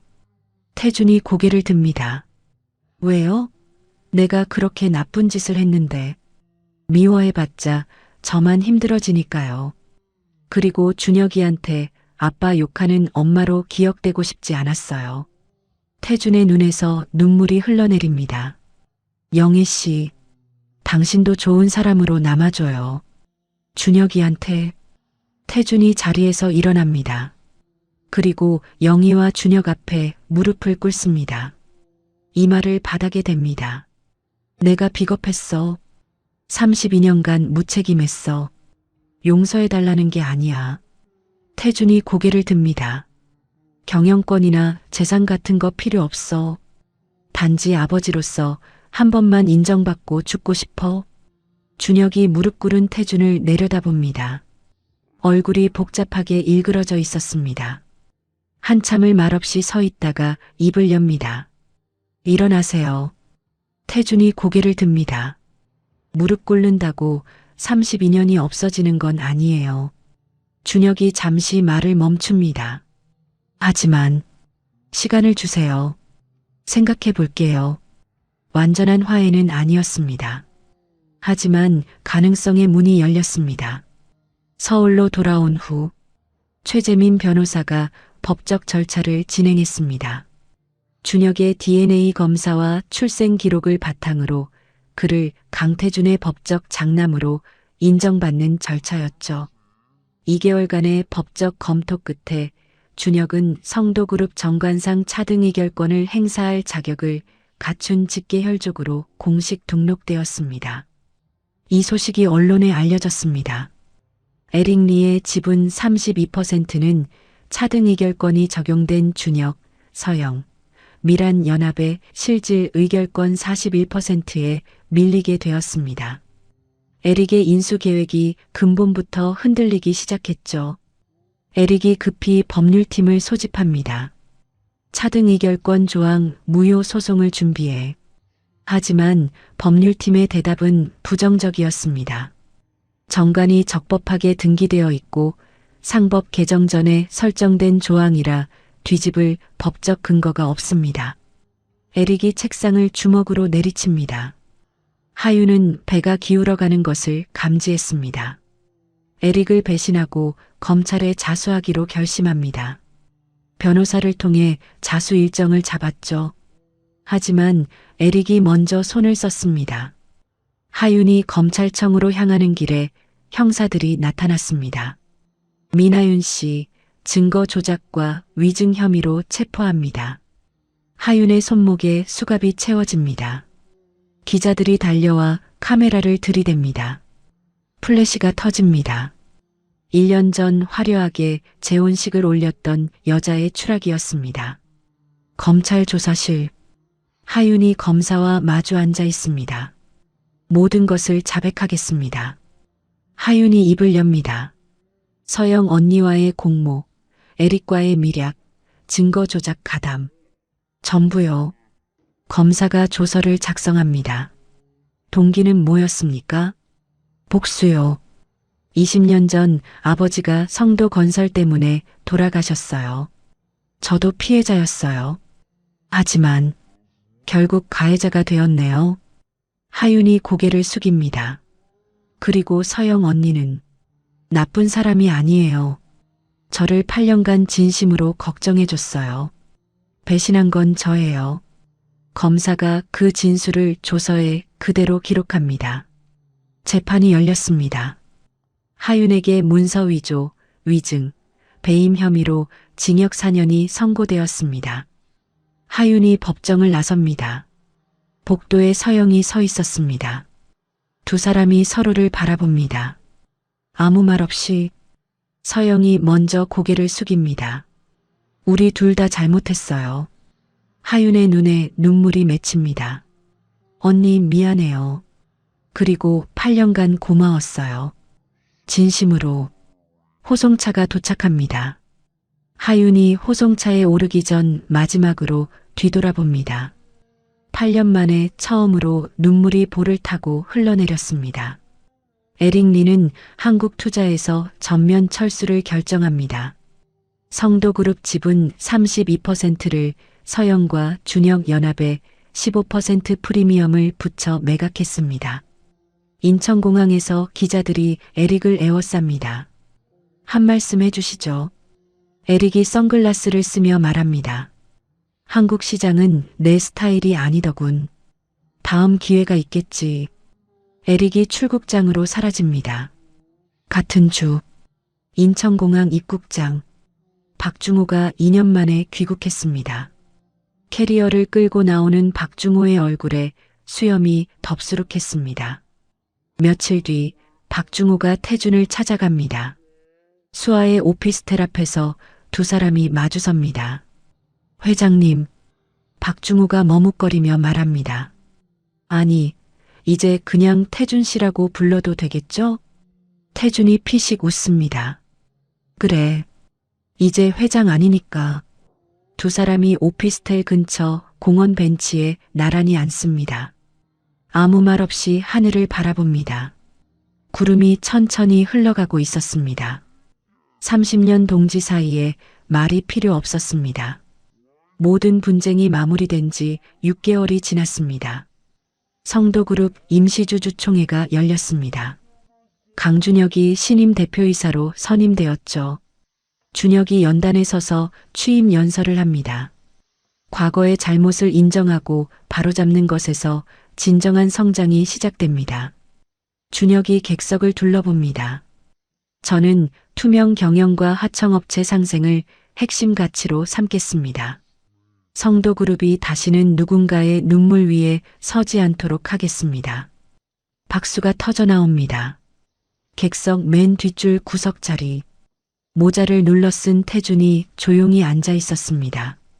준혁이 연단에서 잠시 객석을 둘러봅니다. 맨 뒷줄에 태준과 눈이 마주쳤습니다. 준혁이 작게 고개를 끄덕이며 미소 짓습니다. 태준도 고개를 끄덕입니다. 눈시울이 붉어졌습니다. 취임식이 끝난 후 태준이 성도그룹과 완전히 인연을 끊었습니다. 검찰과의 유죄 협상에 따라 집행유예 3년을 선고받았죠. 수아와 함께 강원도 정선군 산골 마을로 떠났습니다. 서울역에서 강원도행 기차를 기다리며 태준이 하늘을 올려다봅니다. 멀리 남산타워가 보였습니다. 수아가 태준 옆에 서서 묻습니다. 후회되세요? 태준이 고개를 젓습니다. 아니, 62년 만에 처음으로 내가 선택한 삶을 살게 됐어. 기차가 도착합니다. 두 사람이 나란히 기차에 오릅니다. 창밖으로 서울의 풍경이 점점 멀어져 갑니다. 정선군 산골 마을. 작은 집을 빌려 정착했습니다. 마을 이장이 태준을 찾아왔습니다. 서울서 오셨다면서요? 여기서 뭐 하실 거예요? 그냥 조용히 살려고요. 그러지 말고 마을 일 좀 도와주세요. 도서관에서 아이들 공부 가르쳐줄 사람이 필요한데. 태준이 잠시 생각합니다. 제가요? 네. 아이들 수학 좀 봐주세요. 여기 학원도 없고 부모들이 가르칠 형편도 안 되고. 태준이 고개를 끄덕입니다. 해볼게요. 마을 도서관. 작은 교실에 아이들 5명이 앉아 있습니다. 태준이 칠판 앞에 섭니다. 처음에는 어색했습니다. 아이들이 태준을 경계하는 눈빛으로 바라봤죠. 서울서 온 이상한 아저씨래. 아이들이 수군거립니다. 태준이 분필을 들고 칠판에 숫자를 씁니다. 자, 오늘은 분수 나눗셈을 배워볼 거야. 한 달이 지났습니다. 아이들이 달라졌습니다. 태준 선생님, 이거 어떻게 풀어요? 태준 선생님, 내일도 오세요? 아이들이 태준을 따르기 시작했습니다. 태준이 아이들의 머리를 쓰다듬으며 웃습니다. 62년 인생에서 처음 느끼는 보람이었습니다. 한편 서울. 서영이 상생재단 이사장직에 전념하고 있었습니다. 중소기업 파산 피해 가족 지원 사업을 본격화했죠. 첫 해에 47개 가정에 재기 자금과 심리 상담을 지원했습니다. 재단 사무실에서 서영이 직원에게 말합니다. 다음 달에 부산 출장 잡아줘요. 네, 무슨 일정이세요? 묘소 방문이에요. 매년 하윤 아버지 민동식의 기일에 서영은 부산 묘소를 찾았습니다. 첫 방문 때 서영이 묘비 앞에 무릎을 꿇었습니다. 향에 불을 붙이고 두 손을 모읍니다. 당신 딸과 제가 복수를 위해 손을 잡았습니다. 그 과정에서 딸도 저도 많이 망가졌어요. 죄송합니다. 서영이 1시간을 그 자리에 앉아 있었습니다. 복역 중인 하윤에게 서영은 매달 책을 보냈습니다. 처음 6개월간 하윤은 책을 펼쳐보지도 않았죠. 7개월째에 처음으로 답장이 왔습니다. 언니, 법학 검정고시 공부 시작했어요. 단 한 줄이었습니다.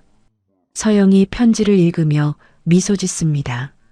하윤은 교도소 내 독서 프로그램에 참여했습니다.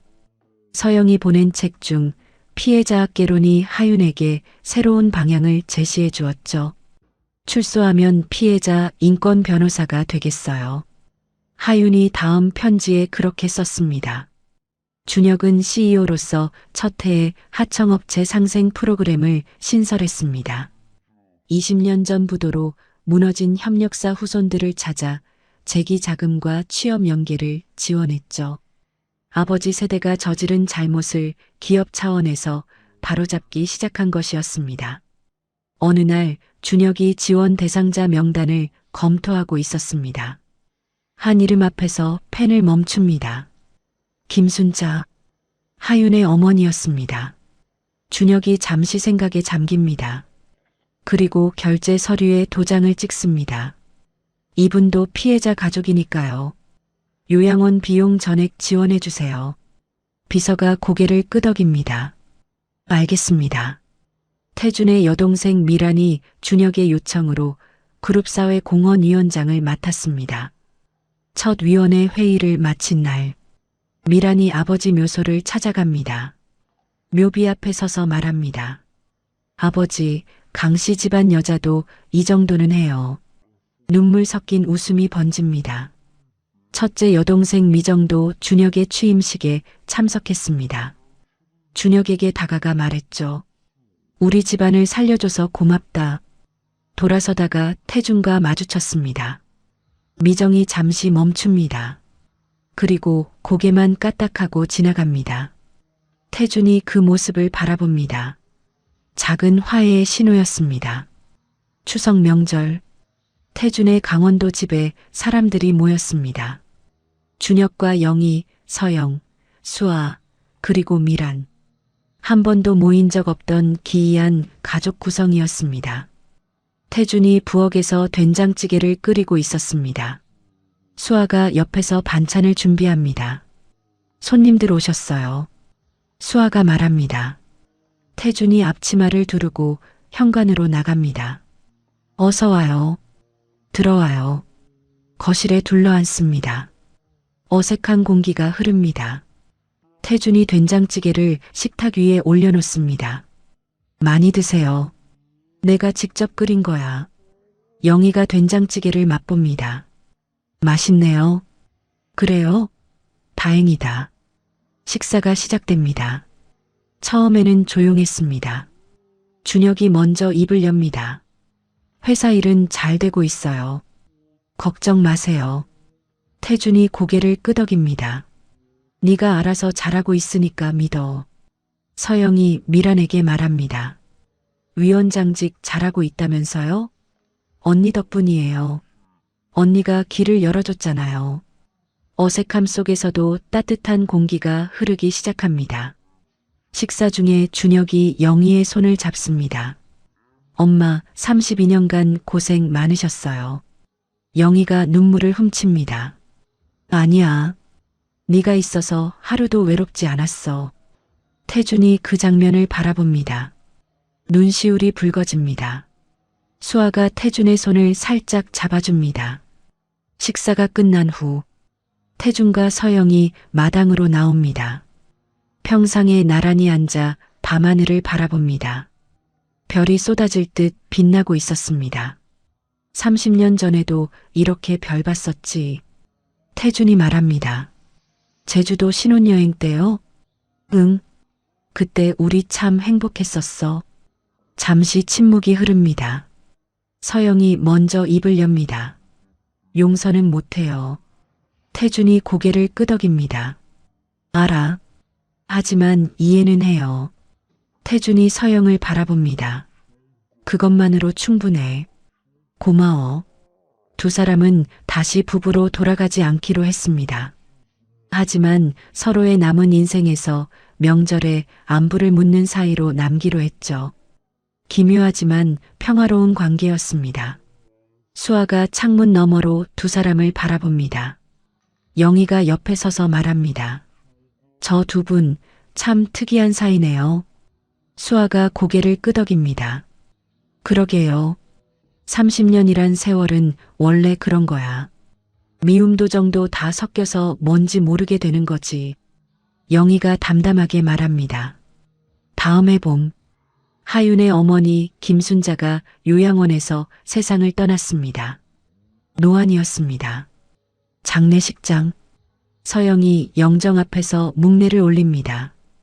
특별 외출 허가를 받고 온 하윤이 영정 앞에 섭니다.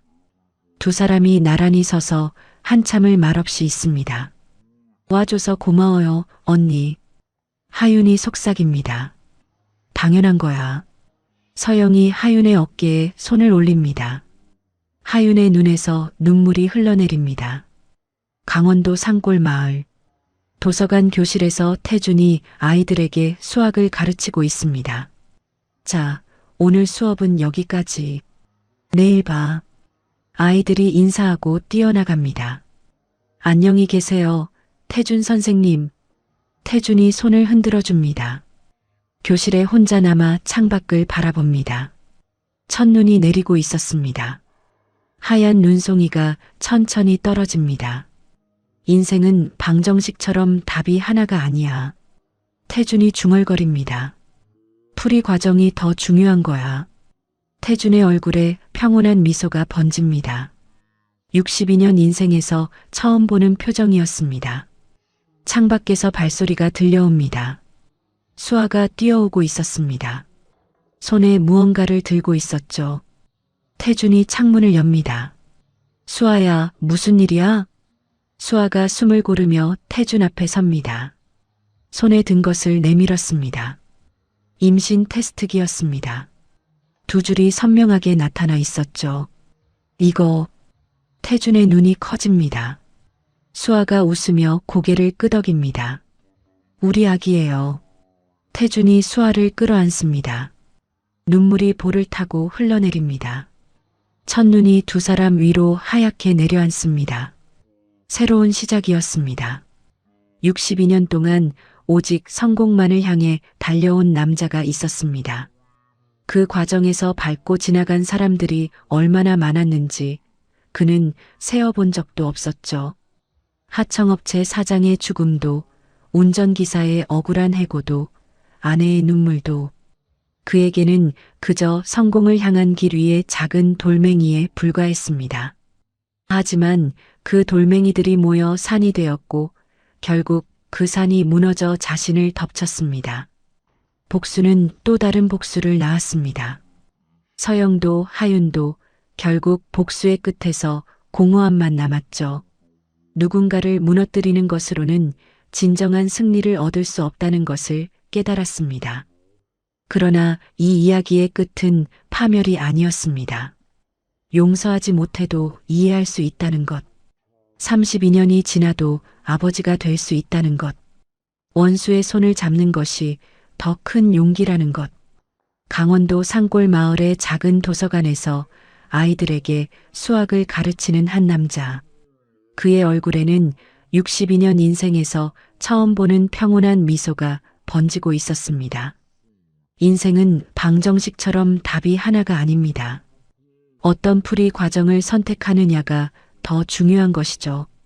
여러분의 인생에도 아직 늦지 않은 새로운 풀이 과정이 있기를 바랍니다. 이야기를 끝까지 들어주신 분이 계시다면 잘 들었다고 댓글 하나만 남겨주세요. 감사합니다.